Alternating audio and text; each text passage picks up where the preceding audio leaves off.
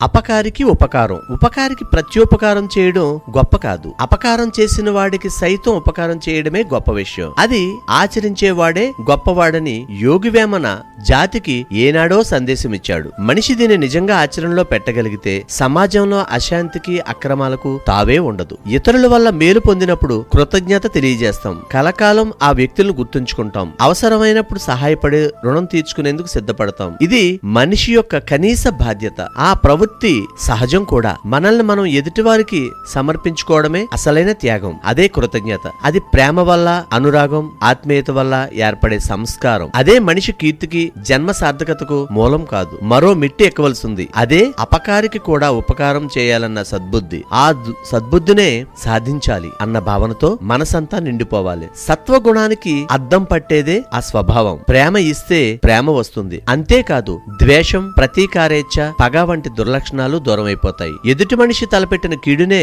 మనసులో పెట్టుకుంటే మనకు మిత్రులుండరు. బ్రతికినంతకాలం అజాత శత్రువులుగానే ఉండాలనుకుంటే శత్రువుని క్షమించాలి. అవసరమైతే ఉపకారం చేసి అతడిలోని ద్వేషాగ్నిని చల్లార్చివేయాలి. మనిషిలోని దైవత్వాన్ని దర్శించేవాడికి ఎదుటివాడిలోని దోషాలు కనిపించవు, పగా ద్వేషం కనిపించవు. అది క్షమాగుణం వల్ల, సహనం వల్ల, త్యాగశీలత వల్ల మాత్రమే సాధ్యపడుతుంది. అశ్వత్థామ ఉప పాండవుల్ని సంహరించినప్పుడు అతన్ని వధించేందుకు బయలుదేరిన అర్జునుణ్ణి ద్రౌపది వారించి శాంతపరుస్తుంది. ఆ క్షమాగుణం వల్లనే ద్రౌపది సాధ్వీమణుల శ్రేణిలో నిలబడగలిగింది. పాపాత్ములు సైతం తనలో మునిగినప్పుడు వాళ్ళని గంగ పునీతుల్ని చేస్తుందే తప్ప రోషం తెచ్చుకోదు. వేదాలు, ఉపనిషత్తులు, పురాణాలు, వివిధ మత సిద్ధాంతాలు ఏవీ పగ తీర్చుకోమని చెప్పవు. క్షమా త్యాగంతో దుష్టుల దుర్బుద్ధిని మార్చేయమనే చెబుతాయి. సంహరించవలసింది దుష్టబుద్ధినే కాని దుష్టుల్ని కాదు. ఇదే మానవత, ఇదే సహిష్ణుత. శాంతిని మించిన తపస్సు లేదు, కరుణను మించిన ధర్మం లేదు, సంతోషానికి సమానమైన సుఖం లేదు, తృష్ణను మించిన అనారోగ్యం లేదు. తమకన్నా బలవంతుల్ని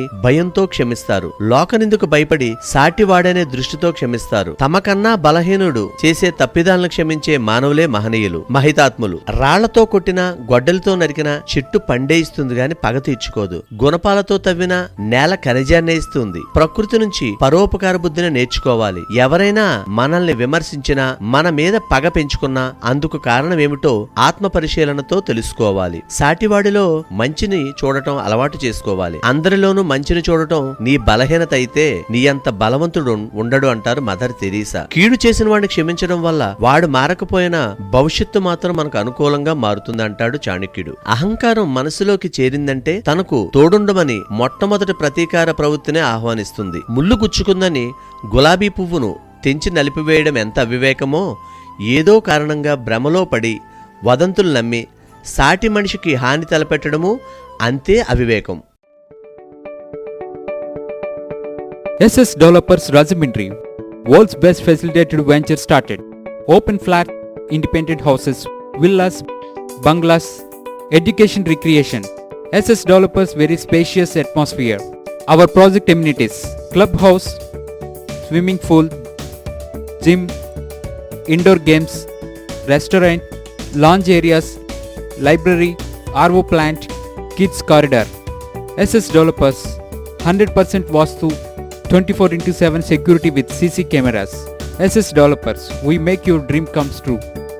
Let's hurry, book your flats now. Contact SS Developers Rajahmundry. Visit at www.ssdevelopers.net.